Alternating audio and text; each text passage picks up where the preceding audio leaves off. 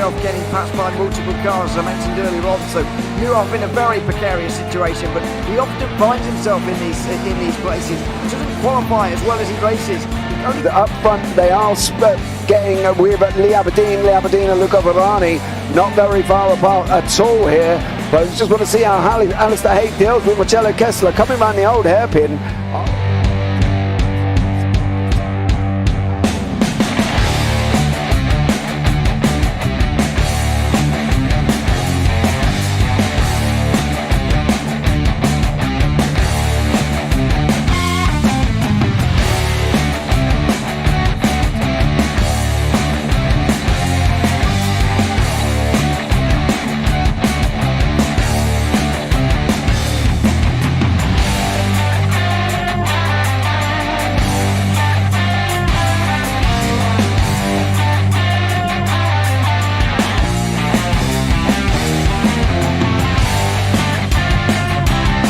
I would say it's not the best decision they've ever made, just not having done that under the safety car, really. Yeah, they're taking their pit stop strategies from Ferrari lately or something. What's going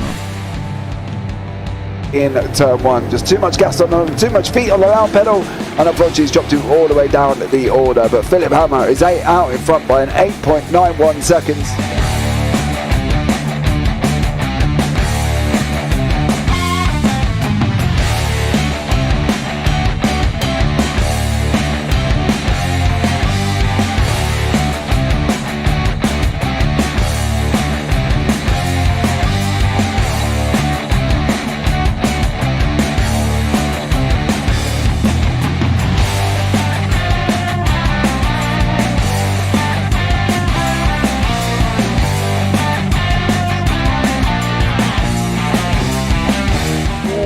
Dan Michael is a wall there, sir.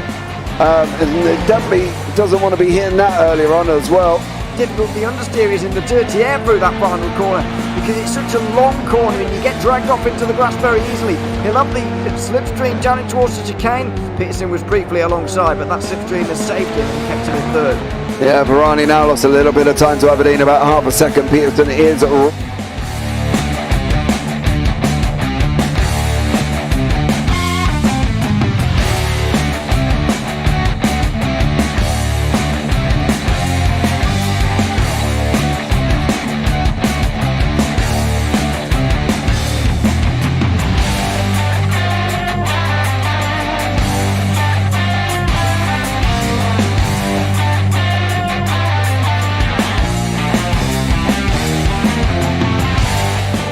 Pike's pushed Morton forward up ahead. He's got out of line. Is now Pike going to have a go at Werrell? Don't push him off. He's in the championship fight. Jack Werrell chasing down Carl Jacklin. Further down, Rob Williams and Chris Barnes. Sensational run outside line now though for the heavy braking zone. Around the outside goes the Audi R8. Look how much Miller's come back into play. Exactly. Miller's still start dropping. He's not on second and change. All of a sudden Miller's back in play.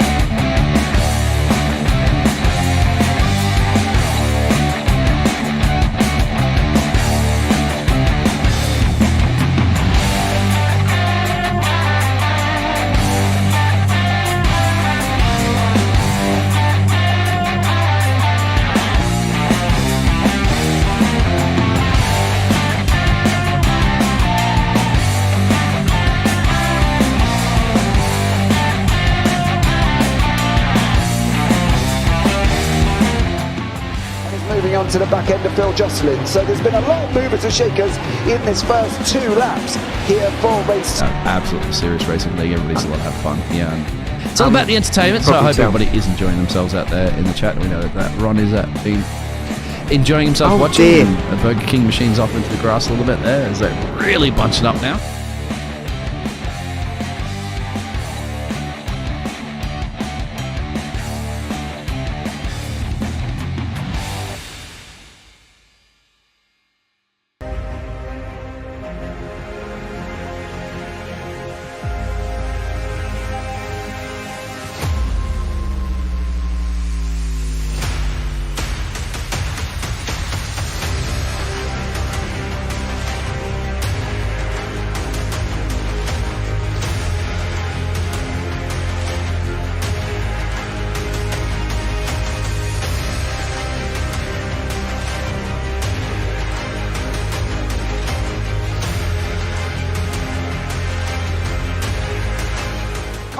Does he have it? Medeiros is going to get it. Haven't got it! He's on the outside line, though, going into the fastest corner on the circuit. Surely this can't work. Dominic Ligner has got a sensational run outside line now, though, for the heavy braking zone. Around the outside goes the Audi R8. Look how much Miller's come back into play. Exactly. Miller's still such up. He's not on second and change. All of a sudden, Miller's back in play. Can Barry do it? Big Barry's going to do it! Big Barry!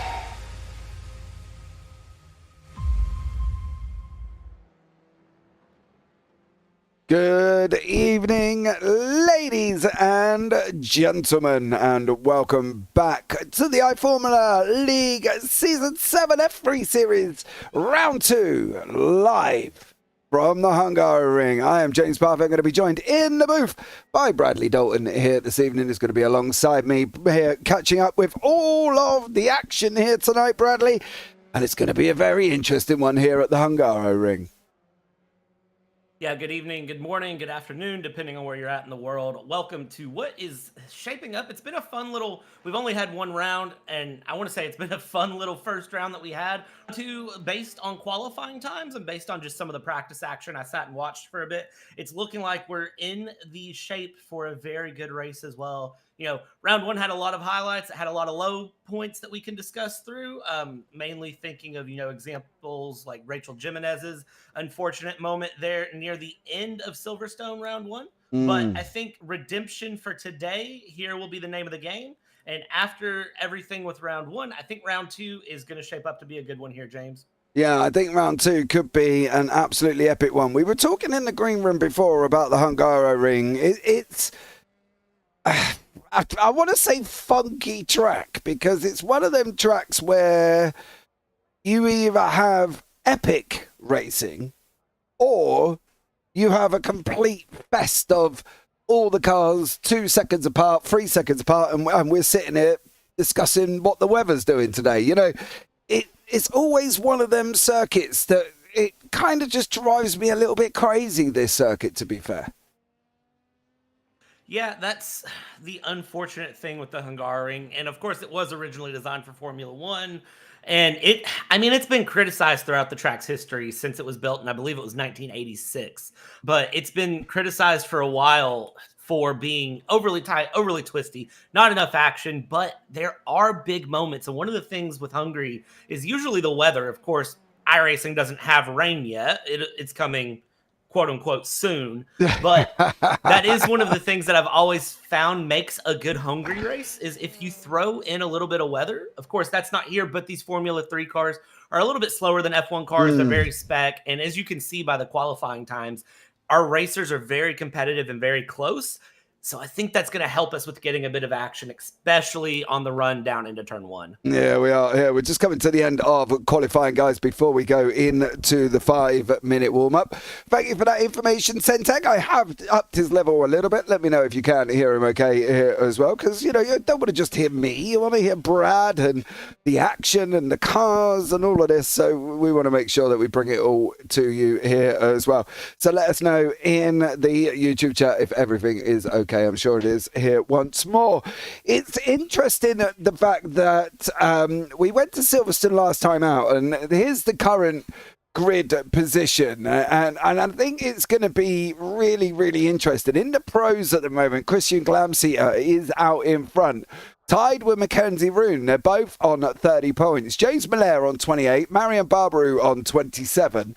Robert Ridgway on 26, Stock Barton on 25, Victor Solano 24, Timothy Nielsen 23, Ian Lance 22, and Adrian Colourseed in 21. In the AMS, Anthony Serrano is out in front on 26 points with Alex Hinchcliffe on 24, Carlos Navarro on 23, Jack Clark on 22, Alexander Shana on 21, Mateus Balcar on 20, and Corey Buchanan rounds out the top 7. Patrick Mitrovic on 18. They are the current only scorers on the top 8 there as well. It was interesting in Silverstone, and I think overall, I can see this being interesting again here. We've got 71 degrees Fahrenheit on the track temperature, 67 degrees Fahrenheit on air temperature. So not overly hot here, Brad, but warm enough that it could cause a little bit of an issue if there is any. Yeah, and of course, one of the things to remember is these drivers are going to have to make a pit stop somewhere in the mix. So it's going to cause a little bit of fun. And I have to wonder, is anyone going to try any tire conservation? Is anyone going to just chip through and go for, the undercut, the overcut? The strategy is going to be all over the place, I think, here. But it's a good track temp. It's a good air temp. It's nice and comfortable for these Formula 3 cars, and they should be in their peak performance. And as long as these drivers got a lot of rest and have relaxed and they're good to go for this race today, this should be a very, very exciting race. And of course, James Miller, a driver that I am personally going to be looking at to give us a bit of a shock and a bit of excitement, currently P3 in those pro standings. And I think we'll be able to bring the challenge to Christian Glamsetter and Mackenzie Roon as we go forward with this race today. Yeah, I think you're well there with that one. As you say, there was some incidents in Silverstone last time out as well. There was some silly incidents. There was incidents where you need to sit back and really take a look at yourself and think, yeah, okay, I should not have put my nose up there, and really keep track of what it is you're doing. And I think that comes with an opening round of a new season. That comes with all the drivers learning to be with each other on track at the same time. We've got a good mixture. There's drivers that weren't here last time out as well. Scott Barton is one of them. Alexander Sinko, who has said we could call him Sinko. He did tell me his pronunciation of his name. But to be honest, I don't want to butcher it. So I'm not really going to have a go with that as well. But he did say I could call him Sinko on that one as well. So when you bring all of that in, Brad, when you bring the whole mixture in together, that's what sparks the problems, isn't it? The first couple of rounds are always who you can race against, where you can go side by side with, and who's going to, cause more difficulties than you need to imagine. It's a learning curve from the very beginning when new drivers together. Yeah, and it's part of the excitement. It's part of the fun. And the thing is, as a driver, you've got to just default back sometimes to that simple, I need to drive, I need to survive. And Netflix, please don't sue me for that. But it is true. That'll be all right. Yeah, they can handle me saying that once or twice. But that is true. For the drivers, it is a case not so much of being the best. Sometimes it is just about survival up front. Figure out who's going to be the problem, figure out who's the solution, figure out who you can lean on, figure out who you can't. And then of course, we're in simulator and we're in iRacing. So, there's the combination of who's got bad internet, who's got good internet. What do you need to lean on to kind of be able to survive your race and survive this long season? The first round's out of the way, so round one jitters, only a couple of drivers have an excuse for that now, but most of these drivers were in our round one, so they all don't have that excuse to play back on of the, it's first round, nervous jitters. So now it's the case of the drivers settling in, hitting the rhythm, and really pushing themselves forward. Now they have a little bit more of a mind of what's going on where, and they can really start to push things ahead and chase down that championship win. Yeah, I definitely agree as well. If you're wondering how we're separating the Pro and AMs, it is by the car number. The AMs have a 0 at the beginning, apart from Metrovic, who has unfortunately got a 0-4 at the beginning of his name here as well. I think that is actually still an AM. I am surprised by that. I thought that might have been a Pro with the 0-4, but nope, it is an AM. So we've got the pros at the top. James Molinaire here at the top place at the moment. This is obviously warm-up. We've got 30 seconds before we actually get into the race. Alexander Sinko in second. Mackenzie Roon is there as well. Then we've got the AMs of Metrovic and Balcar. Then obviously other people are in the pits. Clamseater, Barbaru, Solano, Barton, Nielsen are all the pros. Colourseed's a pro. Lance is a pro as well. So a good mixture of pro and AMs here as well, Brad. I think as much as I'm hoping the Hungaroring delivers, I'm a little bit worried. Yeah, there's a couple of things that concern me. One, it's just the Hungaroring itself being the Hungaroring. And the second is the conversation that we had last week that I'm wondering how it will carry on this week, and I've kind of kept my eyes on. And it's that conversation between how do the AMs handle the pros, how do the pros handle the AMs, and how do they work with each other to not be in the way? Because the thing is, some of these AMs are pretty fast. So we'll see how that plays out here as we get ready on the grid here, James. Yeah, Christian Glamsita is in pole position with Mackenzie Roon alongside Marion Barbaru in row 2 with Victor Solano. Row 3 is Scott Barton and Tyler Nielsen. Row 4 is James Miller and Anthony Serrano. Row 5 is Alexander Rivera and Adrian Colaseed. Row 6 is Rachel Jimenez and Alexander Shana. Row 7, Alex Hinchcliffe and Ian Lance. Row 8 is Carlos Navarro and Alexander Cinco.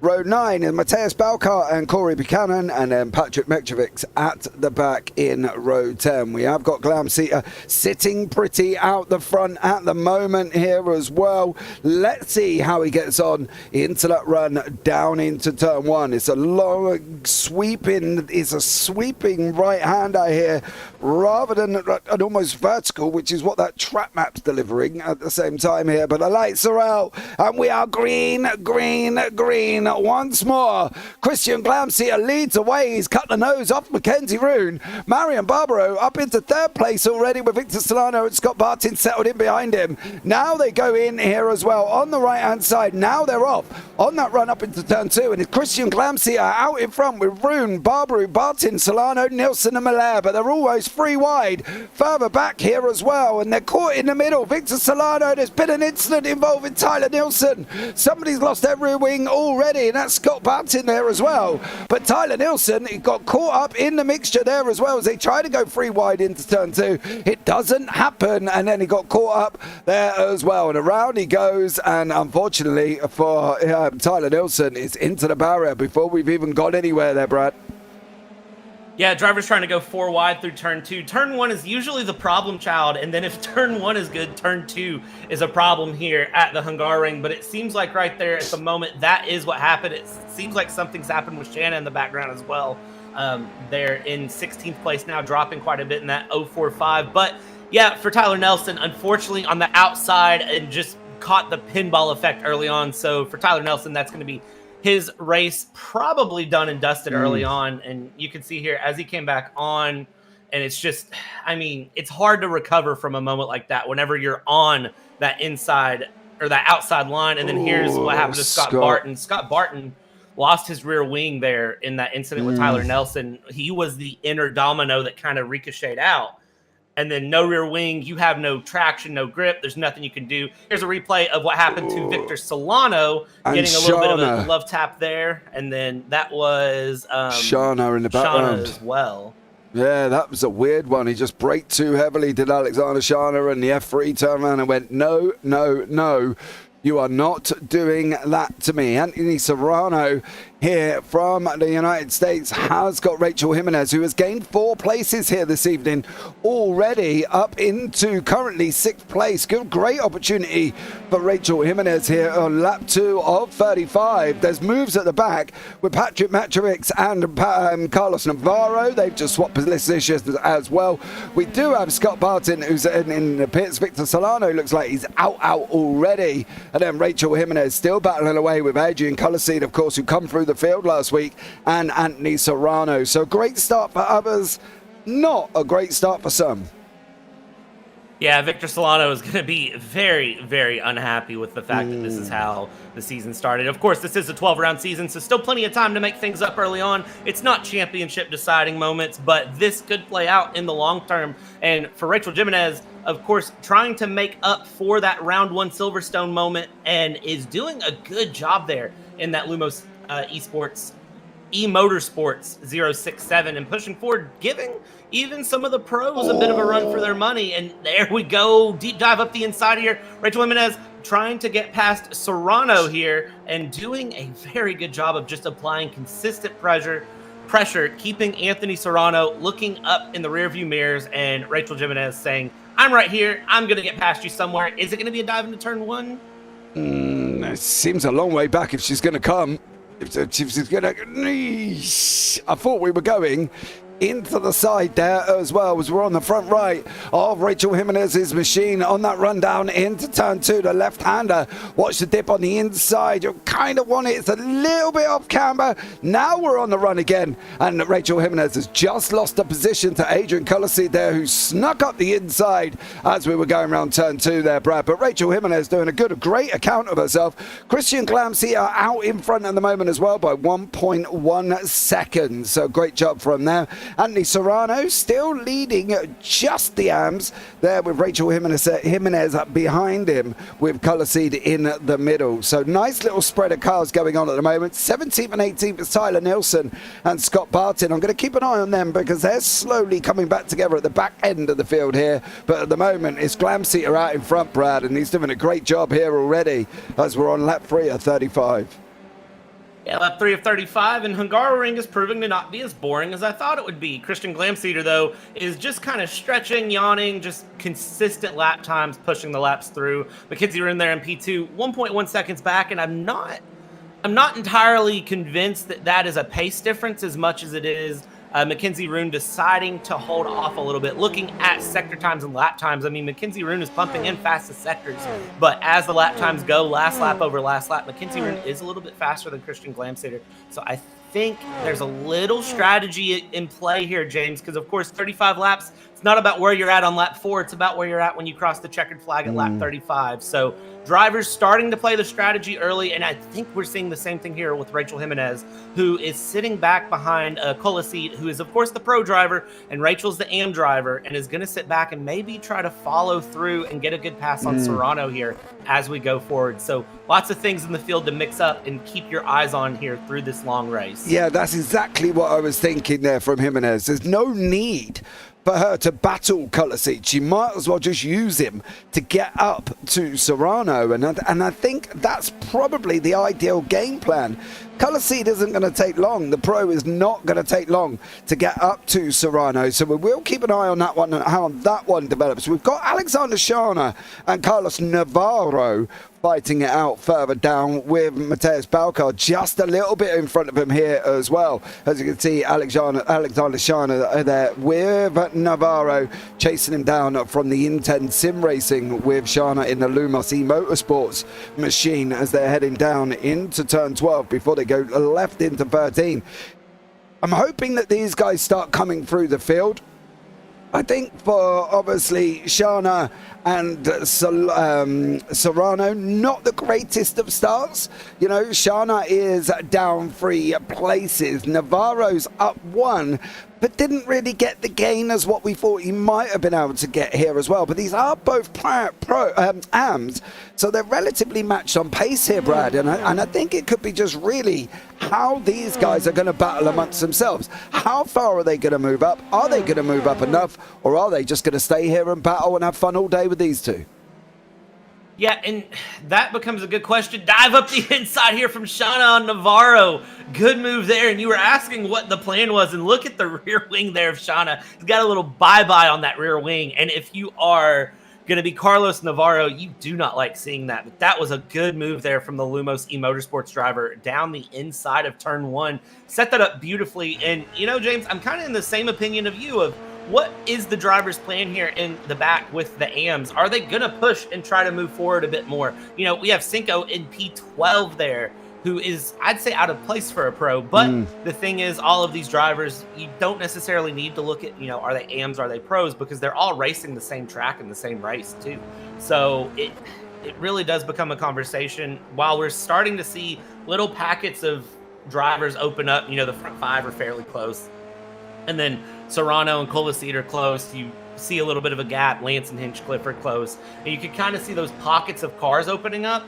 So what really needs to happen is these pockets of 2 or 3 cars need to work together with each other and move forward and not battle. Because the more they battle, like we see here in front of Balclair of Buchanan and Cinco battling, the more that they are going to see themselves drop back from the front of the field, and it's going to limit their ability as we get later in the race to earn more positions. Yeah, Cinco takes a very wide line out of turn 14 there as well. So great, it seemed to work better than the tighter inside line, which was really quite bizarre, because normally the tight inside line works a lot better than the outer, wider line, taking that later apex. But Cinco kind of trying to make it work at the moment, and it seems to be staying ahead of Buchanan. Whoa, whoa, Oh, Buchanan. Late on the brakes Hard there, on the Brad. Very, very hard and late on the brakes there. I thought we were about to see these two go up in the barrier together. Buchanan showing some great car control there in the F3 to keep it together. Over in the grass a little bit there on the right in turn 7. Not what you want to do, but oh man, that was almost a moment, James. But you can see that Buchanan is extracting the most he can out of this F3 car. Yeah, I don't know if he's trying a little bit too hard here. We've had a little bit of a wiggle here as well, as we're on the front left of Buchanan's sipping smoke racing machine here as well. Try to get on the power a little bit earlier out of turn 8 and 9, and then unfortunately he's lost a little bit of time, so he might need to just settle down a little bit here to make sure that he can, you know, really progress, because you've got Shana and you've got Balcar coming. They've dropped Navarro a little bit. Navarro is now a second back, which is really going to hurt him.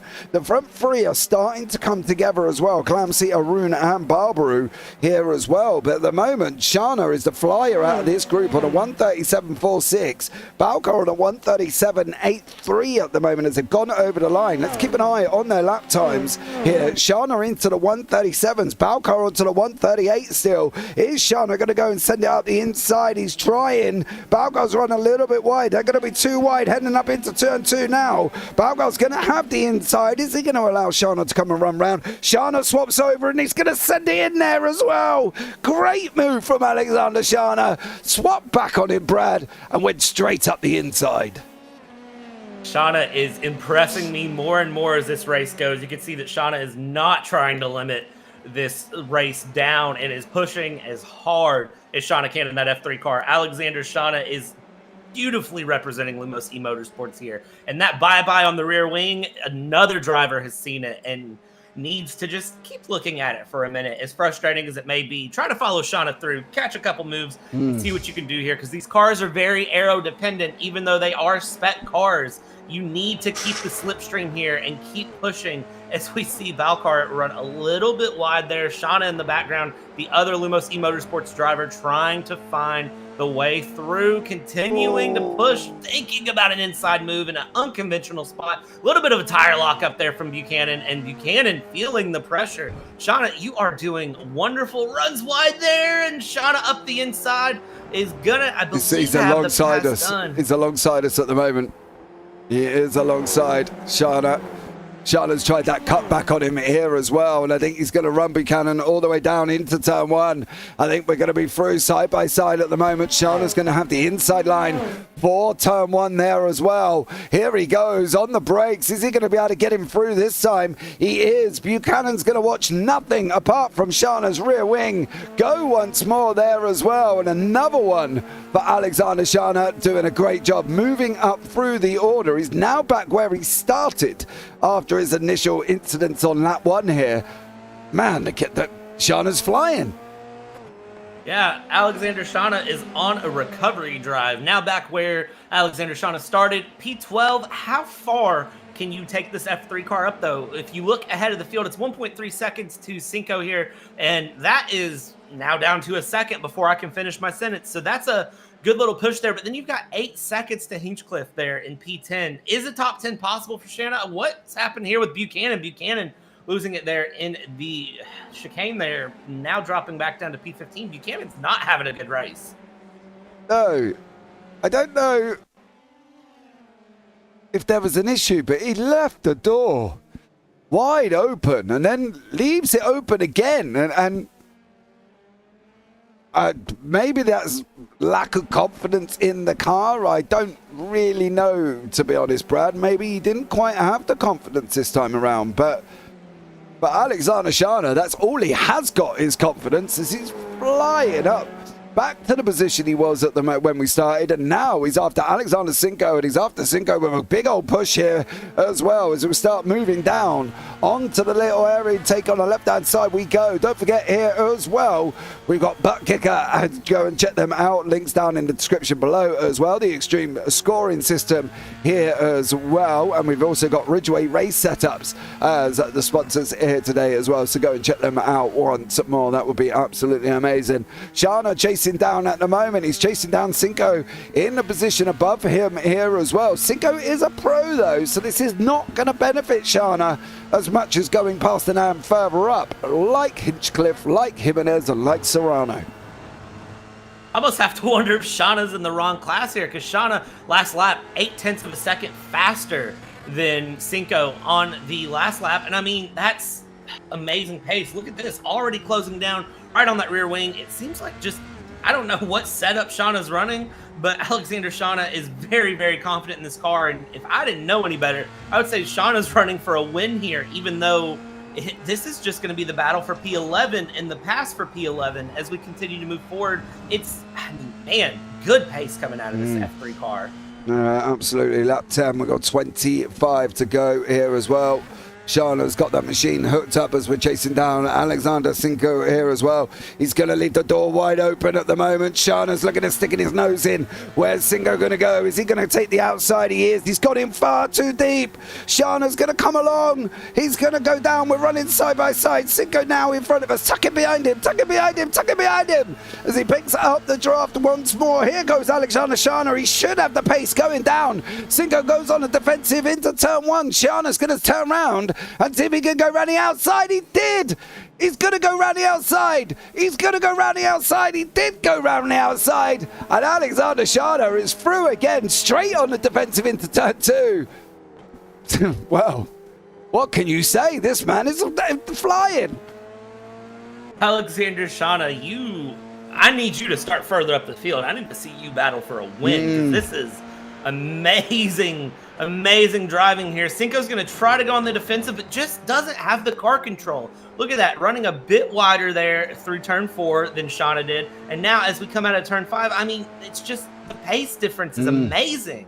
It's the car control, that everything. Shana, I will take driving lessons from you any day of the week, because this is impressive. And, you know, 9.7 seconds the gap between Shana and Hinchcliffe, but I have to wonder, is that possible to close up by the end? Can pit stops help? What is the plan here? Where is the final position for Shana when we end this 35-lap race? I don't know. This is going to be one to watch, though. Yeah, definitely. I would for Shana now, because he's got clean air, and he's got clean air, as you say, for about 9.5 seconds. I would just push the granny out of that F3. I would be there all the time, and Sinko goes round in the background, and that's what we call pushing too many grannies out of the F3 here as well. He was always looking raggedy. He didn't have much control over the car, unfortunately, for Alexander Sinko, and then he just basically put the power down too early. Alexander Rivera from the Nox Esports has got James Malaire, also from the Nox eMotorsports team, in front of him here as well. So it's a bit of a team formation from the Nox guys currently at the moment, sitting in 4th and 5th, up 3 and 4 places respectively.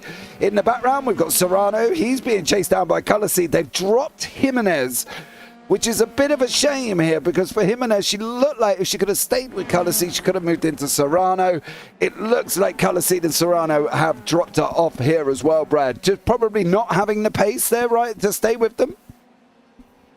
Yeah, I think it's probably a two-edged sword, a little bit of pace, a little bit of just not wanting to over-push the car, wanting to stay comfortable and just ensure that Rachel finishes this race, because she needs the points. She needs to add some points on the board and start moving forward in those AM standings. But Colaseed and Serrano are going to be battling here for a while, I think, and I'm curious to see how the pit stops play and where things go. I've been trying to do the math in my head on what lap I expect them to stop, and I would say you're going to see some people probably start stopping here in about 3 laps time, maybe wait a little bit longer if they've conserved enough, and maybe stop about lap 20. I'm curious to see what happens, but it's going to add a little bit of fun here. Definitely is. Lance is, well, he might as well go over and hug the pit wall. He's that far. He could have high-fived his team. at that point for Ian Lance. He was well on the defensive, and he was well on the defensive very, very early here as well, which I'm quite surprised about how far defensive he was actually. But he has got Hinchcliffe closing in on him, so I suppose from that point of view, he might as well and try and break the draft. But yeah, that was very, very early there, Brad, on the defense from Lance. Yeah, and the real passing zone of this track is truly down into turn 1 and turn 2. That's usually where you're going to see your passes occur. So I'm not surprised by the early defense, because I talked about a second ago that these cars do have some aerodynamic dependencies. So you do need to stay fairly close to the car ahead in order to keep together and try to help get that slipstream and have that chance of a pass. And of course, with the main straight being pretty much the only long straight that you get, breaking the slipstream if you're the car ahead gets very important very fast. Now, you have to make sure you do it cleanly and you're not, swerving all over the place. But Lance being very smart there and ducking on the inside early, because then if Shanna does have the run, you've got that inside line and you can defend the inside line into turn 1. Yeah, I'm just wondering if he's causing more problems for himself, though. He's trying to take the tighter line round the final corner. Now he's got this is where Hinchcliffe can close in. You can see it coming down on the left-hand side there. It's down to 5 tenths. Are we going to drop to 4 tenths? We are here as well. Just about coming down into turn 1. Now, Lance didn't go on the defense this time. Hinchcliffe closes up a little bit of a temp. Hinchcliffe on a 136.9. Lance on a 136.8. So not a massive amounts of gap. But Lance has just got a little bit squirrely coming into turn 2 there. And now we've got Navarro, Balcar battling it out. But I want to keep an eye on what Hinchcliffe is going to do with Ian Lance here. Going up into turn 4. The left-hander stay off the curb on the outside, because that's always caused a problem before, and I've seen GT3s end up in that big old tyre wall where they've gone over, hit the curb there, Brad, kept on accelerating and ended up in the wall. Yeah, that's not an unfamiliar moment here at Hungary to hit the wall there at turn 4. Also hit turn 5 and hit some grass like a certain Red Bull driver did in this past season. I won't name names because I think we can all assume. But you see the drivers are sticking well in track limits. They're keeping everything together. They're utilizing curbs well. And it is very much just a pace of consistency.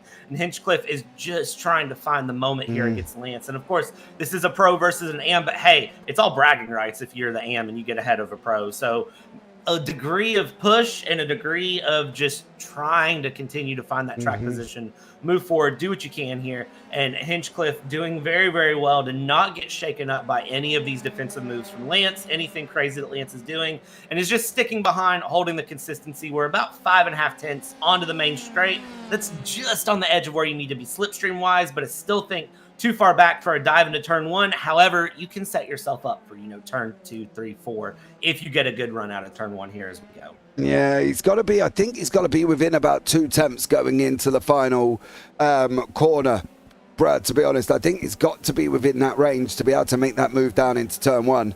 And I think if he can get within that range, he might have this opportunity to be able to make it through. It's all about how close and what utilization of these straightaways can Hinchcliffe use to try and close the gap up. He's out at 6.5, 7, nearly 7 tenths. So Lance has got the run on him in that middle section here as well. Carlos Navarro has just gone off the side of the circuit. Unfortunately for him, he was having a battle with Balcar. There you go, Balcar is in front here, and unfortunately for Navarro, it looks like, oh no, don't tell me he's just hit that.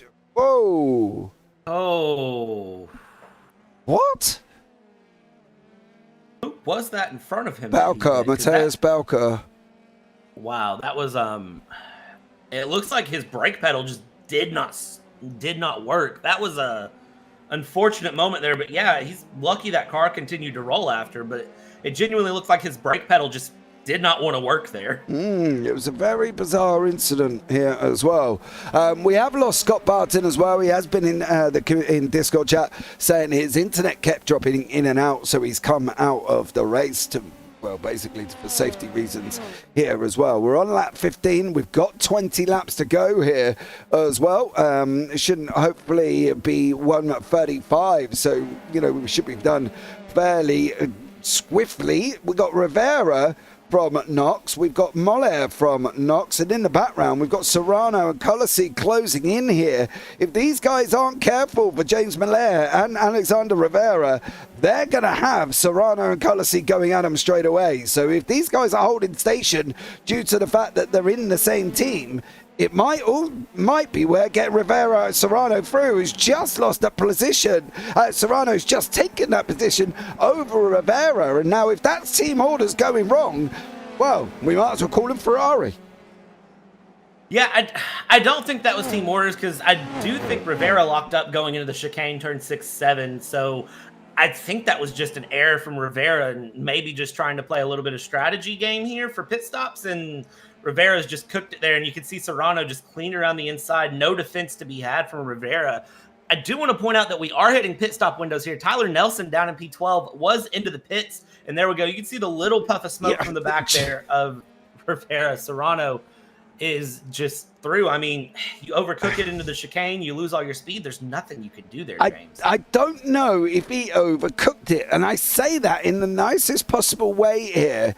For Serrano, for Rivera, right? Unfortunately, we're going over the line here as well. I might have to do some whizzy, fast-forward, majizzy stuff going on at the moment, because I hate to see it. But if you see, when he comes up to this chicane, we're going around turn 4 now. We're going to go around turn 5. Look how slow the entry was from Moller in front of him, and I've got a funny feeling Moller's slow entry has caused Serrano to lock up. I don't believe Rivera made the mistake, sorry. I think here, look, he's just really slow. And it threw Rivera off, and now Rivera's got back past Serrano, but I think Moller had something to do with that. I don't think it was all on Rivera. This is where I said, like, if you're holding station because you believe Moller is quicker than you, you've had these other guys closing up on you now. So you've got to make that decision. You know, on the radio for James Moller, James, this is James. You know, Rivera's quicker here. Shift it, son. You know what I mean? But now that they've gotten in a tricky spot here now, Moller has, where if Rivera gets past, Moller's now the one under pressure from Serrano and Colossi. So, I mean, but is it on Rivera? Yeah, but is it on Rivera to defend for him? If you haven't got the pace, James Moller, let Rivera through, because Rivera does look like he has. We've had Mackenzie Roompit. We've got Ian Lance going in there as well. And I'm just worried that brake lockup wasn't caused by Rivera not hitting the brakes. It was caused by Moller, who's going in too slow into the chicane. So we'll keep an eye on this time around, see what happens once more, see if Rivera can get the run on Moller, and see how they go into that chicane together. But if Rivera locks up, he's clearly got a different entry line into that chicane that Moller hasn't got. And it might be time for Moller to play the team game and shift it to the side, son. I gotta be honest. Yeah, and I've got to wonder for James Moller, is that a confidence issue into the chicane, or what? I've got to wonder why he's that much slower, because look, it's the same way again this lap, that there is that bit of pace difference. That's an interesting one. I think somebody needs to be on the horn and call a team order real fast. Yeah, I don't know. I wouldn't say it's necessarily confidence. As me and you both know, confidence comes with the ability of driving with the car, and you know, Moller's got the ability. He's not sitting at 3.5k I rating just because he's a newbie in rookies. But I think this circuit is a different prospect for some people, and Rivera just looks more comfortable. He just looks more comfortable. If he is holding station, well, we can go with this. 136.87 for James Moller, 136.12 for Rivera. That is 7 tenths quicker, and he's still having to hold station behind him. And I as I say, I don't know if this is team orders. I don't know what the situation is here, but for James Moller, I would be looking at trying to move, or maybe follow Rivera. It just seems really weird that if this is the case, because the way Colossi is closed up, and he's not going to hang around and go, oh, you guys have got team orders. He's moved up 6 places. He's got the confidence to, you know, he could probably take on the world about now for Adrian Colossi. So he's not going to give them the break. Brady's not going to sit back and think, oh, well, you two are following each other, I'll just sit here. He's going to want to move up further. Yeah, and because the thing is, Coliseid has the pace, and if he's not stuck behind Rivera and Malher, he can try to challenge Mackenzie Rune and Christian Glamsetter there for higher steps on the podium. It's truly a case of just continuing to push here and continuing to go forward. And for Coliseid, he's now 1.4 back. He's dropped a little bit, but we are into the midst of the pit stop cycles, and we've seen some drivers pit through. And I really have to wonder, once these pit stops cycle, how are things going to mix up? Of course, Serrano pit in, and the other three here stayed out. So is Serrano going to be able to get an overcut or an undercut? Because he's right there in that pit window, James. And it really, they've got to think about all of these things here. And if they have a crew chief or a race engineer that's working with them, that race engineer needs to be thinking and doing some real quick math. And here we go. Coliseid into the pits is going to go for the undercut. Malher and Rivera into the pits as well, though. And our race leader, Christian Glamsetter, is into the pits. So top four in. And now it's the case of everyone behind. What can they do to move forward? Mackenzie Rune needs to gain some good pace here. Watch this from Barbaroux. He pitted early. Mackenzie Rune is right behind him. They both pitted. They've jumped Coliseid. They've jumped Rivera. They've jumped Malher. The only one they didn't quite get hold of was Glamsetter. Glamsetter did go out, get in and out in front, warming up his tyres. Barbaroux's there as well. Malher is coming out the pits. Rivera's coming out the pits. Coliseid is literally closer than he has been. Jimenez still in the pits, and is that Shana, I think, is on the move as well. So Shana's just going in. Is he on his way? I think he's just on his way in, to be honest. But for James Malher, you kind of left Rivera a little bit hung out to dry here, and you know, he's, I don't know. I don't know if I'd be too overly impressed if I was Rivera about now. Yeah, for teammates, this is an interesting one to see. So now I think the team game's completely off, and Rivera, you can already see starting to close that gap to James Malher a bit, but James Malher has left an 11-second gap to the front three, and that gap is continuing to open in Mackenzie Rune right on the rear of Barbaroux there, and it's going to continue to go back and forth, James, as we watch here. It's truly, James, I have to wonder what James Malher is thinking. Is there a telepathic James to James that you can use? Well, I haven't had I don't really think I've got a bit of a James moment. Excuse me while I just shut my window. I've got like a force 50-mile-an-hour wind whisking around my ear. I don't think I've got a James to James telepathic maneuver.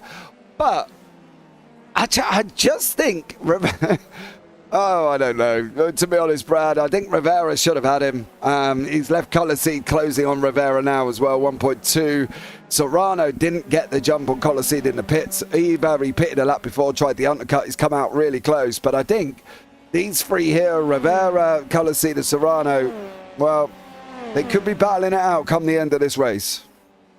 Yeah, Serrano close enough to think about a dive into turn one, but you can see that Serrano stuck the nose out, decided he didn't want to do it. Now the gap down to half a second coming out of turn one. So Serrano is right there on the back of Coliseid, has the pace, can try to get a pass done, and it's just a matter of getting the pass done. It's one thing to catch, it's another to pass. And as we're hitting 15 to go here, Serrano really needs to find that option to pass here and do as much as possible to move forward.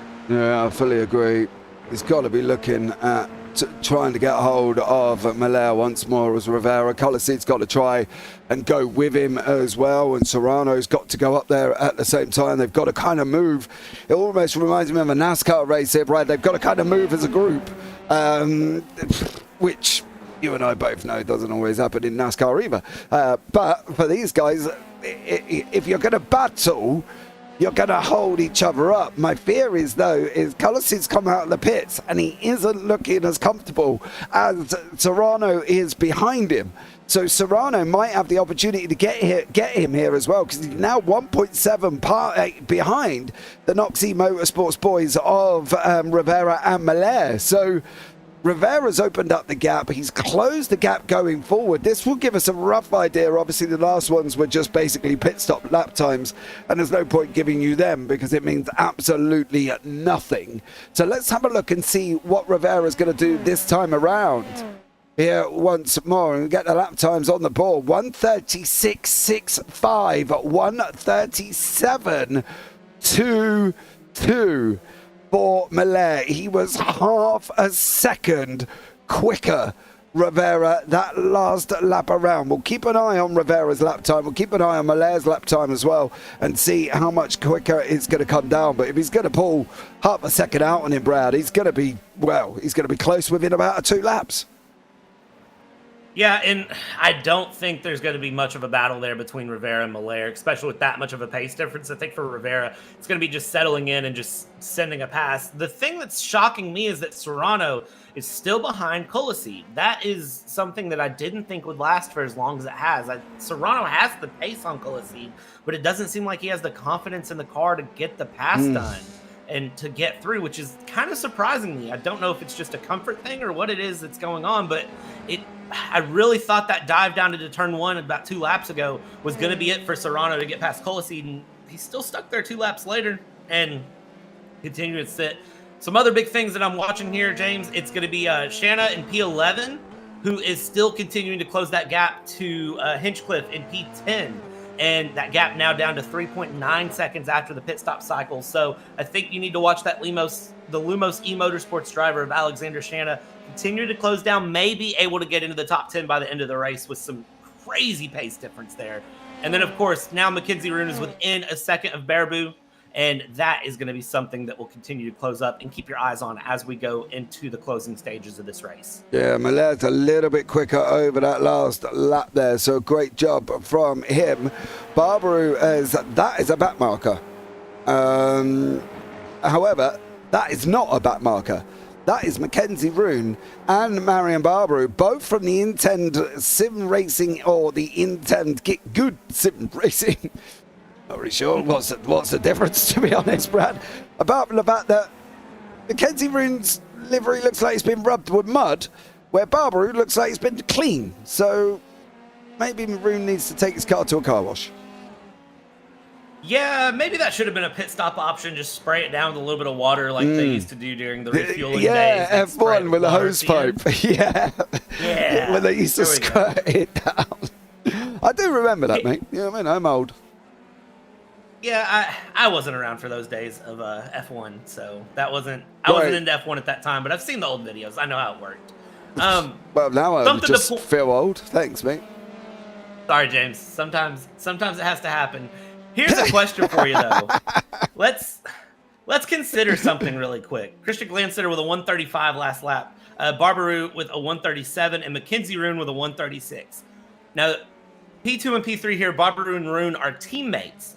Are they going to work together and catch up to Christian Glanstetter and try to close that 4-second gap with 12 laps to go? Or is this going to be a Ferrari free-to-race call? What are we thinking here with team orders? We've seen one team make some questionable decisions. Are they going to play the Mercedes card, the Ferrari card, or the Red Bull card?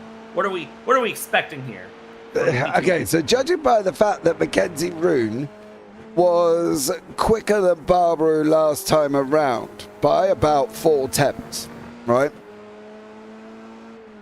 My philosophy must be completely different here as well. I would let Roon go in front, and I would let Roon run me. I don't think they're going to catch Glamsitter. I don't think they're quick enough. Glamsitter's still on the 135.6.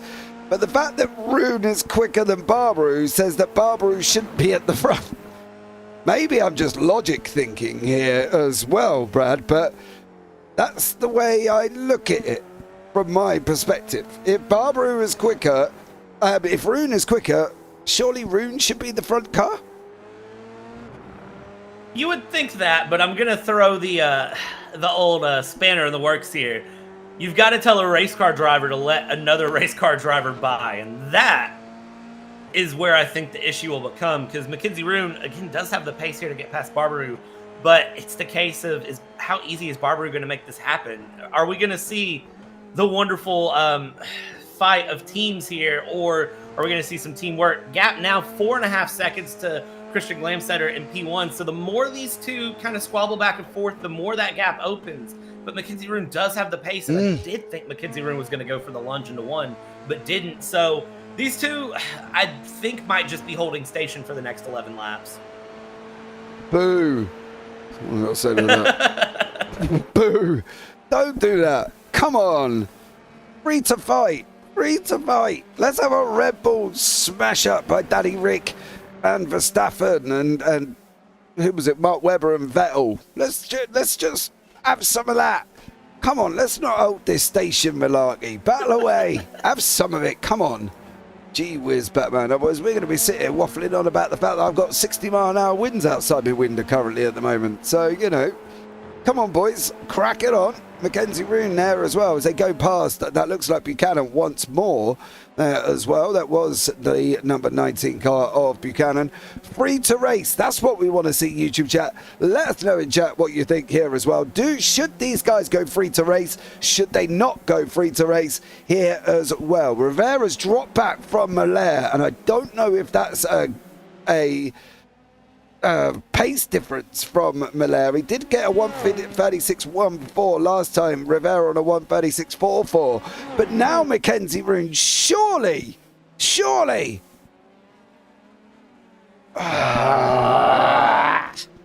Come on. Yeah, I think you and me share the same opinion here. Yeah, he's not going forward. If they were going forward, I get it. But you're not closing the gap down. You are not closing on Glamseer. You know, just go full hell to leather. Let's have some action. Let's have some fighting because they're not moving it. If the time was coming down, I get staying where they are, right? I understand that because Barbaru is quicker, but the time ain't coming down. It's not coming down. If anything, it's going the other way.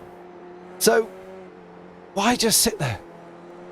Well, and here's the other confusing bit for me. When you look at the leaderboard after round one, it's Christian Glamsetter, Mackenzie Roon, James Malaire, and Barbaru that are 1, 2, 3, 4. So if you look at it from that perspective, Mackenzie Roon needs to be in P2 to continue pushing the challenge for the Drivers' Championship. Like, that is the thing. Mackenzie Roon, you need to go forward. You need to challenge. You need to push. You are the lead driver in this team. Send it. But that's the thing. For me and you, he's the lead driver in the team because he's first in the championship. For Marian Barbaru, it's only race one. Barbaru is like, well, the championship's still on. If I was 40 points behind, 50 points, 60 points, 70 points, then yeah, I'll let Roon through. But I'm not. So, for Barbaru, maybe he doesn't see like he has to let them through. I don't know, to be honest, because for Barbaru at the moment, he's only 3 points back. So, although me and you love a good leader, no leader, for Marian Barbaru, he may still sit there and think, well, I'm in with a shot, so why should I? And how did James Malaire and Rivera... Uh-oh. James Malaire coming down into turn one. Oh, he's going to go round all day. All day he was going round then, unfortunately for James Malaire. Now let's see if Malaire can stay with Rivera or if Rivera is going to make the pace away from Malaire. So keep an eye on the gap on the left-hand side. It's 1.3 at the moment. You've still got Serrano and Coliseid, who's just seem to be quite happy, sat there looking at each other as well. We've got a back marker. I believe that's Cody Buchanan once more. No, it's actually the number 4 car of Patrick Metrovics. He moves out the way and allows these guys to go through. But for Serrano, same scenario, isn't it? Just go. Yeah, Serrano I don't get it. Serrano needs to put the pedal down here and get around Anthony Coliseid as fast as possible. And look at this gap, 3/10 going into the penultimate corner. I will be surprised if we don't see a turn 1 pass here between this number 013 and the number 12. So this is going to be a good battle here. And for Serrano, needs to get around because I think Serrano also has the pace to get past James Malaire. But then again, I also think Coliseid might have some pace to get past James Malaire. James Malaire has not been on the pace for a good chunk of this race. Yeah. I don't know, buddy. I don't know anymore, to be honest. I am a little bit confused by the whole scenario of what is happening here as well as we're going on to lap 27 out of 35 here. We've still got 8 more to go. And, well, Marian Barbaru and Mackenzie Roon just holding station. It feels like at this point, all the drivers are looking and saying, okay, let's just get to the end of the race. Or the Hungaroring is just doing what the Hungaroring does. Either way, it's kind of annoying me here because I want to see a little bit more come out. I want a little bit of spice. I want a little bit of excitement, some craze. I need some fun to happen here before the end of this race. So, Mackenzie Roon, send something up the inside. Serrano, send something up the inside. Let's see a little bit of fun happen here with these two battles with coming to the line, 6 laps to go. It would be good to see, but maybe, I don't know, maybe me and you are just completely different compared to the drivers. We see it the same way. Just go for it. Just literally go for it. Unless he's going to go for it over the next couple of laps, I don't know. But what I feared here is actually happening. Rivera is opening up here as well. He's just pulled out more time on James Miller behind him. Look at the time difference. He's pulled out over that period of time. Obviously, the 2.9 is where Miller spun, but he's just pulled out another 3 tenths over him as well. And I'm wondering if these guys didn't do themselves any favors, Brad, to be honest, by swapping like they should have done earlier. Yeah, it's unfortunate that they didn't do that swap earlier because I do think we'd be looking at a lot closer of a race for the podium positions than what we are. 17.8 seconds the gap between Mackenzie Roon and Anthony Rivera, which is huge here when the lap is only 1:35. I agree. I do agree, but Rivera, let's keep an eye on his lap time once more as he's heading down through turn 8 into turn 9. Is he going to be able to make it through again here and take more time out of Mackenzie Roon? And it's looking like it's possibly he might do. We'll have a look at sector times. Miller is a little bit quicker over sector 1 this time around, though. So maybe for Rivera, he's got to think about what he's going to do. Miller again in sector 2. So maybe they're coming back at each other. 6 to go here. Who knows how this is going to turn out? Yeah, this is going to be a close battle, too. Closer than I thought it would. The gap, 1.1 seconds as we go into the final corner between Rivera and Miller. And as we come out, this final corner, though, look at that. The gap's already opened up to over 1.25 seconds. So loses a little bit of time there through the final sector, but it's going to start closing again. 2 tenths, the pace difference between Miller and Rivera. But I don't know if maybe that is just Rivera maybe taking a lap to conserve a little bit, because overall the pace has been better on Rivera's camp than Miller's. So it still goes back and forth, but we'll see how they finish here between this battle for P5 and P4, because we are 6 laps to go here. Yeah, Tyler Nelson looks like he may have got himself caught up in a little bit of an issue into turn 1. I've got a funny feeling that back end's coming round once he goes on the gas. There as well. Didn't make it out of 1. Oh, he just stops on track. A little bit of an anticlimax. And for Alexander Cinco here as well, he runs all the way right, well wide there as well. That is an off track, dear sir. So, yeah, so hopefully we might see some battling as we get towards the end here. 6 laps remaining. And, well, let's just hope, Brad, that they come together and start racing.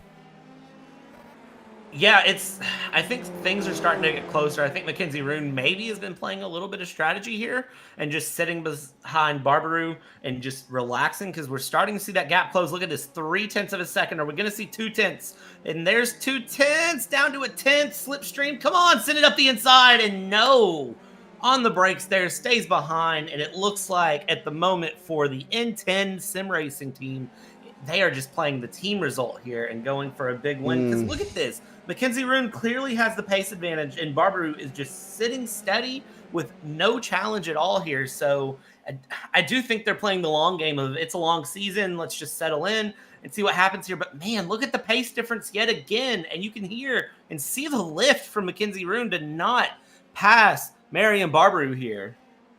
Yeah. Just send it. Come on. It's anticlimactic, but sometimes that's just what happens with these drivers. They settle in and they go, we'll run the long result, and things are still early on in the season. But, man, I would be very happy to see a little bit of a back and forth happen. Me too. I've got to be honest, it would be nice if they would just go at it. Literally go after each other, you know, throw it up the inside and battle away and just go for it. You know, I don't know. Maybe, I don't know. We're just different, Brad, clearly. Yeah, and the thing is, they don't have the win at this point. Like, looking for to go, they don't have the win, and the pace isn't there. So for them, you know, they could just practice battling back and forth and, you know, really treat it as a practice session, the same way Max Verstappen takes his 45-second lead and then does an extra pit stop for fun. So that way his pit crew can practice. They could be just practicing back and forth, but maybe they just don't want to risk it. Maybe they don't want to risk one of them losing control of the car and wrecking. But you're not going to know, are you? No, you're not. Interesting to see. Hinchcliffe back in P10, though, is now back within a second of Lance, and Shanna is 1.2 seconds off of Hinchcliffe, so we still might have a good battle in for P10 with 4 laps to go here, James. Yeah, maybe we'll keep an eye on these times as they start going in and out here as well. Come on, Mackenzie. Come on. Give me something. Give me something here as well. Don't make me bring it up in the interview because I don't know. Maybe he's waiting. This is the thing right now, Brad. We don't really know what to say about the fact that Mackenzie Roon clearly has pace. They have lost nearly over 2 seconds since the last time we checked in with the gap on Glamseater. 2 seconds. And Roon has probably been quicker on every single lap than Barbara over the last time here as well. And it just doesn't make sense to me. It doesn't make sense. And there you go. Roon, quicker on 26, quicker on 28, quicker on 29, quicker on 30, quicker on 31. Come on! Go! There we Yay! go! Woo! Finally, lap 32. And what's worse is he could have set that up about 4 laps ago. Oh, and now Barbaru is going to go back up the inside. Now they've opened up the door and said free to race. It's truly a Ferrari masterclass of strategy. Open up the door with 3 to go and say, you know what? We lost the win because we didn't do what we should have done 10 laps ago. You're now free to race. Have a little bit of fun here. Yeah, but they should have done that ages ago. Yeah, and that's the worst thing. I don't think Barbaru's going to have the pace to stay with Mackenzie Roon. I would be very surprised if he can stay with him. I reckon he's going to literally go past him now and just leave him for dead. I think that's what's going to happen. I think Barbaru just has not got the pace to go with Mackenzie Roon. And I think, I swear, if that gap even remotely comes down to 6.5 seconds by the end of this with Glamseater behind, they've got to kick each other. They literally have got to kick each other for their stubbornness here for not moving out of the way, Brad, because they should have they should have done this ages ago. Yeah, like that's the thing is now it's not a question of what's happening. It's a question of what could have been. Think about that. If they had done this 10 laps earlier, we could be watching a battle for the race win right now. And instead they waited a while and did that. James Malera into the pits. That's a He's just drove in. Call. He's just gone in. It wasn't any incident. He just went in. So for Malera, he's just gone into the pits. I was keeping an eye on Shanna here as well. He's got Hinchcliffe. He passed Hinchcliffe. And now Hinchcliffe is tucked up right behind him at the moment there as well. So Hinchcliffe is trying to follow through. Barbaru is still going with Roon, of course, on lap 33 here as well. Your leader, Christian Glamseater, well, not a lot we can really say, to be honest. He led from the start. He's pulled the gap. Intent got it wrong. And Glamseater is now out in front, Brad. I think that's the only thing we can say, isn't it? Yeah, I mean, Christian Glamseater has been consistently 1 to 2 seconds a lap faster than the rest of the field. I mean, it's been scary, the pace difference coming out of that F3 car. If I didn't know better, I would say that Christian Glamseater's in an F2 car. and just out on a cruise. Well, maybe, because he's just done a 1:35.31. We'll keep an eye on what his lap time is this time around. But at the moment, he's just put 2 seconds over the guys behind here as well. Mackenzie Roon's in the pits. Why? Did he get fuel wrong? Oh no. This changes everything, honestly. What is happening here? This is a difference. I don't know. I see some He's got to be on his way out. happening with the drivers. He's run out of fuel. He didn't have enough fuel. And that's why he's had to go in. Gosh. And now he's dropped down behind Rivera, who has got room behind him, but he didn't have enough fuel. And that is just a mistake on their part. That is unfortunate. I hate to see that, but man. It is what it is. You've got... Isn't it? Now Lance is into the pits. Yeah, I think a few of these have got this wrong. Wow. Mackenzie Room went in. Matthias Balcar went in. James Miller also went in as well, I believe. So James Miller went in on lap 32. It doesn't look like Miller stopped, so I'm wondering if Miller got himself a drive-through. Lance is in, Nelson's in at the same time. So Rivera at the moment, sitting pretty there, son. Christian Glamseater is going to come over and take the final lap. White flag here, Brad. White flag. Yeah, and I am seeing a report here. Ian Lance did run out of fuel, so that is why Lance is into the pits. And I think it's a good presumption that is why all of our other drivers have done these little splash and goes at the end. Very unfortunate because it just completely throws a race away. Yep. I mean, I hate that. I hate that happens, but ultimately that's on the drivers. That is 100% on the drivers and the teams for a miscalculation. But it does make you wonder what could have been still for these drivers. But final lap here, and James, there's not a lot I can say about Christian Glamseater. Won round one, is on the way to win round two in about half a lap's time. I mean, just a dominant win. You can see the track map in the top right. You can see the gap between P1 and P2. Yeah, he is literally just not been under pressure, has he? That's the problem. He ain't a problem for him, of course. He got away. But we've also got Serrano, who's going to be taking, by the looks of it, the AM victory here as well, with Jimenez, who come back from the disappointment of Silverstone, looking like he's going to finish in second. And Shana, who has, he's just been absolutely stellar, has gained 3 places there as well, provided a lot of the action. Alex Hinchcliffe that looked like he's just had a moment here as well, but here he comes, the man, the myth, the legend, Christian Glamseater over the line. He takes the checkered flag, and now we sit and wait, and we stare at an empty pit lane because of the gap that he's got is so incredibly big here, Brad. We've got about 25 seconds before they even come across the line. Yeah, Christian Glamseater's car there on the side. He's with No Limits Sim Racing, and you can see No Limits on the side of the car. And to say, if this is how the first 2 rounds of the race of the season are going to go, I have to say, what limits can be broken by Christian Glamseater here? And there goes Barbaru around for P2. Rivera, Rune just a 1/10 of a second off of Rivera there at the end.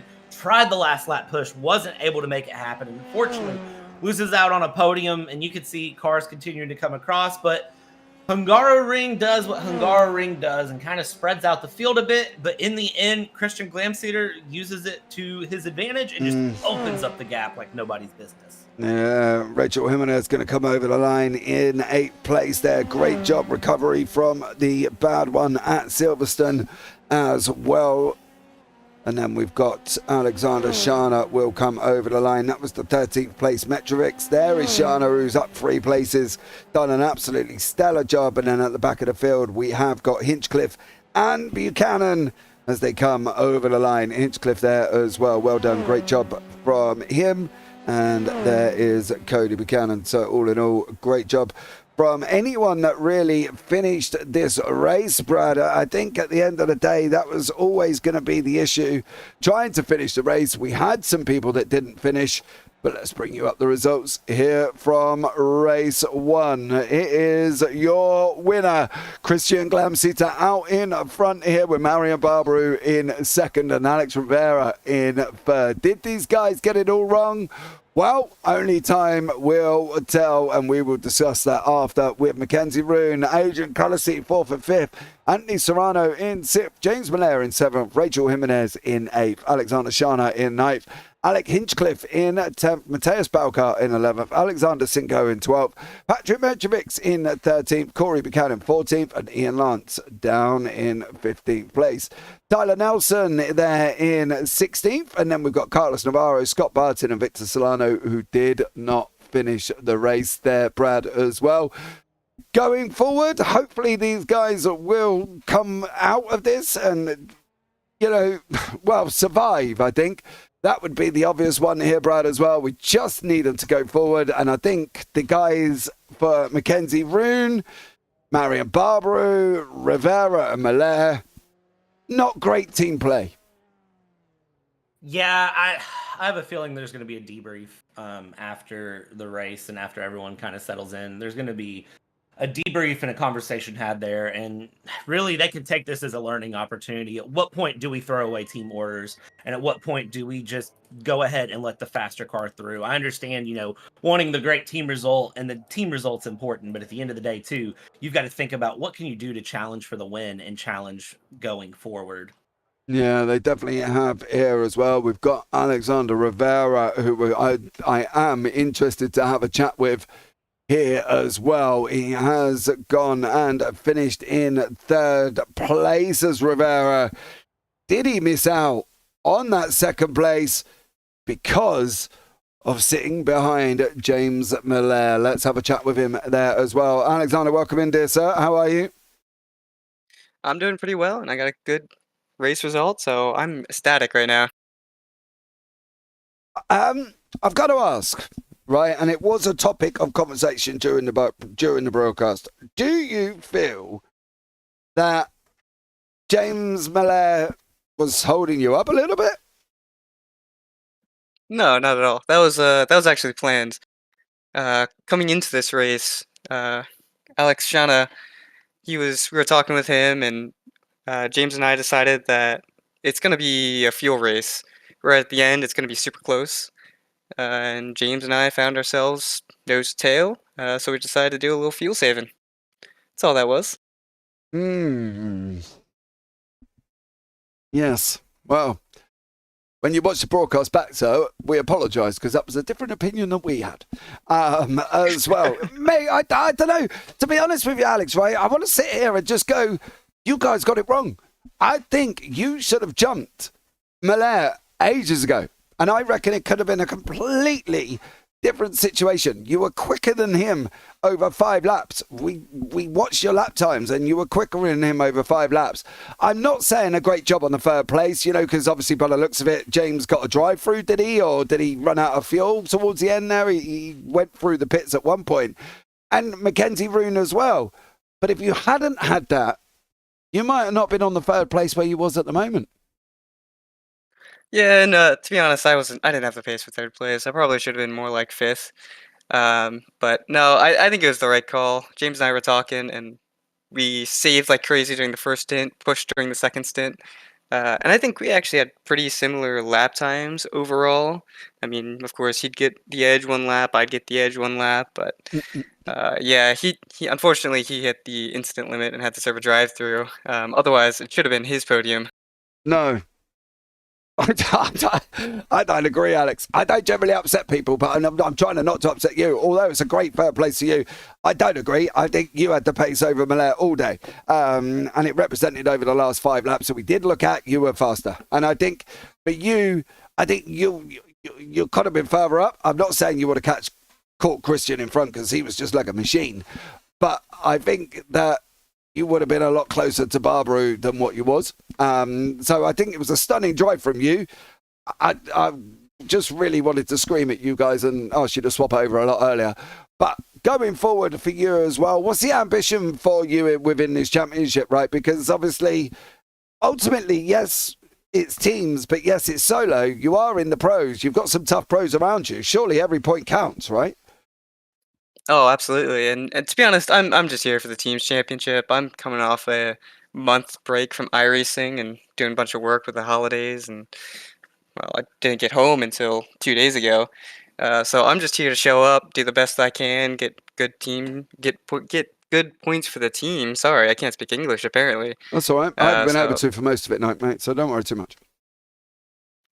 But yeah, no, I'm just here for the team. Hopefully I can keep bringing these good results, and we'll see Robert and James up here with me. Well, let's hope so. Alex as well. Anyone you want to shout out before I let you go, bud? Yeah, of course. I mean, I got to shout out to Alex Shana. He's the one who tipped us off that it was going to be a fuel limited race. And he's the guy who saved both James and I from pitting a second time. Shout out to James. We were, I know you disagree, but we were trying to play the smart game and save a bunch of fuel. No, don't agree. And he was a good teammate. I think you missed out. But go on, carry on. Sorry, I'll shut up now. Oh, no, you're all good. You're all good. And shout out to all the Nox and Loomis guys, because, I mean, they've been great. And, I mean, everybody from iFL is putting on a great league. It's always fun racing here. So, and thank you guys. Yeah, you might not say that after you watch the broadcast. Uh-oh. So, Yeah, sorry about that. Enjoy it, Alex, and I'll catch up with you soon, buddy. Yep, have a good one, guys. Take care. Oops, Brad, we might be in trouble. Nah. Right, let's have a chat with Marion Barber here as well, who finished in second place. Marion, welcome into sir. How are you? Hey mate, how are you? I'm fine, but exhausted after 1 hour almost of driving with these crazy dudes around me. They're insane. Like Christian, it's unreal with his pace. Absolutely. I almost binned the car when trying to match his lap time. So nothing else to say. That big props to him. He drove an amazing race, and at some point I thought that me and Mackenzie, we will have a shot because we were two cars. We could play the bit with the strategy. We could play the bit with just slowing him down and slipstreaming him in the first laps. But he managed to put that 1 second gap because we were quite close, you saw, before like 6-7 laps, I don't know. But then when he upped the pace and Mackenzie probably couldn't keep with him, and then we lost the slipstream, and that was it. But quite fun otherwise. I need to ask you a question, if I may. Yeah. And I've just done the same to Alex Rivera, because I believe that the guys at Nox missed an opportunity by leaving Rivera behind Mallet. Do you feel that Mackenzie had the pace on you that you should have let him go a little bit earlier and try to let him allow to go and try to challenge Christian? Well, we had two different positions towards the race, right? In the first part, I was behind him, and in the second part, he was behind me. So I think our pace was quite similar. So in qualifying, our qualifying lap was different by 1,000 of a second. So our pace was very, very close. I didn't have yet talked with Mackenzie to ask if he think he had more pace, but we started to fight when we saw that the gap was impossible to make up. So we fight a bit, a few corners, but unfortunately we had some fuel issues. Like we were under-fueled. Mackenzie had to pit, and that's why he lost 2 positions. Yeah, and then I had to fuel save 1 lap to make it to the end. Yeah, so I don't know about the other guys. I didn't saw what happened behind with Muller and Alex Rivera, but yeah, we'll have to watch. To be honest with you, Marion, it was the same scenario as you guys. The difference with the guys at Nox was that Rivera was quicker than Muller. And if it wasn't for Muller making a mistake and having to go into the pits because he hit the incident limit, it could have been a different story for them guys. The part that we obviously saw, with you guys that get good was over the second period of the race. Mackenzie was quicker. And if he hadn't got in because he was short on fuel, then I believe that he would have taken this position from you. And I just, for me, I think as well, Marion, like, it would have been better to be the other way around. Yes, you might have had the pace in the first half, but the second half, well, the bit that we was watching, Mackenzie Room was quicker, and he was quicker for 5 laps consistently. And I believe that you guys might have had a more opportunity to chase Christian when it was down to, I think it was like 4.5 seconds. We were discussing it and saying, look, these guys need to swap. Mackenzie is quicker. He needed to have, to allow him to go. I don't know. Maybe if it was the other way around. Have to talk. Yeah, I know. We'll have to talk, but it's also the slipstream, dude. The slipstream is very powerful. Oh, mate, I get it. I do get it. It's difficult to say, but my opinion is that whoever was in front, the other driver would have just stayed behind him, just because we have similar pace in the slipstream. But who knows? The season is long, and we'll have a lot of time to adjust and improve our tactics, improve the way that we race, improve how we see the race, and hopefully we'll have a different scenario in which Get Good will get the win. Yeah, just put me on in the background, mate. I'll tell you everything that's going on. All right, as we go through, so you can listen to me and drive at the same time, and I'll explain what's happening as well there as well. Mario, thanks so much for joining us, buddy. Anyone you want to shout out before we let you go? Yes, of course. I want to shout out my team, Mackenzie, Adrian, who did an incredible result. First time here in Hungary, first time with F3. He did an amazing race, and big shout out to him. Awesome stuff. Well, thank you for joining us there, Marion, as well, and we'll look forward to chatting to you next week. Take care. Another upset, probably an upset camper when they watch the broadcast back, Brad. But that's okay, man. Yeah, we're doing well. 2 for 2 so far. Now, let's see if we can hopefully not upset Christian Glabs here, the man who just decided that on Sunday he was going to go and take the lead. Then he was going to go on a Sunday drive. He's probably stopped for McDonald's in the meantime because he had such a gap he could have afforded to do that as well. He led from start to finish. He wasn't under pressure at all. His bigger issue was getting past back markers because he had nobody challenging there as well.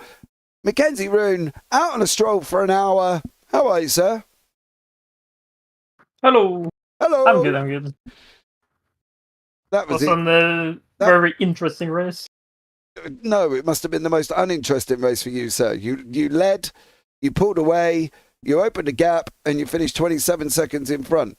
What interesting was it for you, dear sir? Strategy-wise, because crossing the line after a couple of laps, I looked down on my fuel calculator. I saw that I need to fuel save. If not, I'm not going to make the end. So I need to do an extra lap before I pitted. And then I saw Mackenzie pitting, and I was like, oh, he didn't fuel save. And then I realized he's going to need to box again. Mm-hmm. So I could just relax after that and watch the battles unfold behind me. Yeah, to be fair, mate, there was a couple of things that obviously me and Brad seems to have had a different opinions about with the drivers. But, for you going forward, 2 out of 2, not a bad start to the championship at all. It's a great start. I can't be disappointed, especially on tracks where personally I feel like I'm a bit weaker compared to other tracks in the season. Well, yeah, I haven't seen a track where you are weaker, to be honest, there, Christian. And I think overall you're going to do a great job this season. I'd be interested to see how you finish off. Anyone you want to shout out before I let you go, dear sir? Yeah, I would like to shout out my team No Limits in Racing and my teammate Connor, who was my crew chief for this race. Well, awesome stuff, Christian. Well, thanks so much for joining us there, buddy. And I look forward to seeing how you get on in a couple of hours, dear sir. Thank you. Take care. Well, Brad, I think overall we may have just upset 2 teams because clearly our opinion is different to theirs. Didn't really have a lot to say to Christian apart from the fact that, well done, he was absolutely rapid, ran away with the whole thing and literally just went off on his own on a Sunday drive. But I feel for the Get Goods and the Noxes, it's a missed opportunity. Yeah, and I know they had the strategy going in, but I truly hope that they use this as a learning opportunity and go back and reevaluate and look at, okay, what do we need to do in the future about changing our strategy on the fly? Because that's the thing that I think was lost there, was you had the opportunity to change that strategy. That is the name of any open wheel formula racing, is you make the strategy, and then as soon as lap 2 hits, throw your strategy out the window and just go on the fly. Make 5 or 6 your top strategy, your ideal race, throw it out on lap 2 and go with plan B at minimum. Well, if you're going to follow Ferrari, they're up to plan Z by the time they get to lap 5. So, you know what I mean? Who knows what's going to happen here as well. But thank you so much for joining us as well. Don't forget to join us for the IGP F3 a little bit later on here tonight as well. But that's it, guys. That's going to bring the end to round 2. Join us for round 3 as we head to Spain for the Catalunya circuit. And we know how I feel about Catalunya. Is it going to be the same as the Hungaroring? Is it not? Well, we're going to find out the 4th of February. So join us for that one. And don't forget, the Super Formula Series will be taking place as well, also at Catalunya on the 3rd of February. So join us for that one. More racing coming up on the JPB YouTube channel next week as well. The videos will go up tomorrow morning here. But some of the highlights: Clios, GT4s, MX5s, Radicals, NASCAR, I believe there is next week as well, so stay tuned for that one. Don't forget, like, subscribe, turn on the bells, and don't forget, head over to the JPB Shorts channel as well, where you can see YouTube Shorts of all the action that's been taking place this week. But for myself, up here in the JPB booth, I've been James Parfitt alongside Bradley Dalton, and as always, take care, have a great week, and you never know, we might see you on a track sometime. Good night.